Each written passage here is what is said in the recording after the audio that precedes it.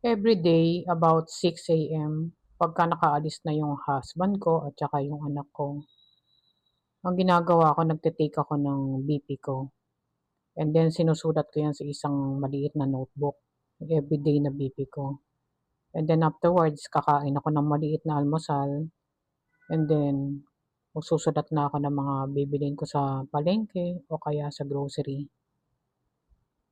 Lately kapag nag-i-scroll ako sa mga social media, nakikita ko yung mga tungkol sa mga emergency bags, kung ano yung mga dapat ilagay sa emergency bag at saka yung iba ron meron pa akong nakitang good for 7 days. Habang yung iba naman natatakot ng lumabas, ayaw nang palabasin yung mga anak nila, mag-online classes na lang daw.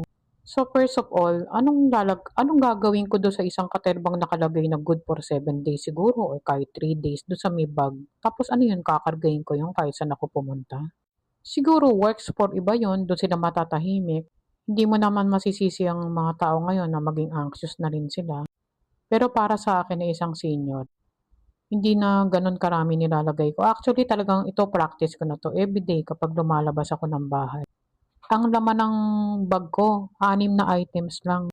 Anxiety pill, tubig, pamaypay, senior ID, cellphone, tsaka pera. Kung meron akong gustong idagdag diyan like yung sunglass ko, sige nilalagay ko rin.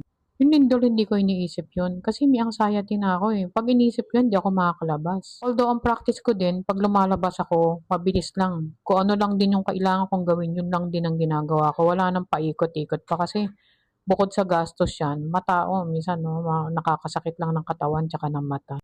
So pagkatapos niyan, uuwi na ako. Ang dami na talagang taong anxious ngayon kaya ang parang tingin ko yung mental health issue rin ang dapat na tuunan ng pansin, eh. Kaya ayun, para sa isang katulad ko na senior na, kunyari worst scenario, inabot ako ng lindol sa labas, eh di mabubuhay na lang ako kung ano yung laman ng maliit kong bag, 'di ba? Bahala na ang Diyos sa akin. Total nalampasan ko na lahat yan, nabuhay na ako hanggang 62. What more can I ask for? Yun namang lindol, wala namang makakapagsabi niyan, even yung pillbox hindi nila masabi yan. Pero sana wag na muna mangyari hangga't buhay pa tayong lahat.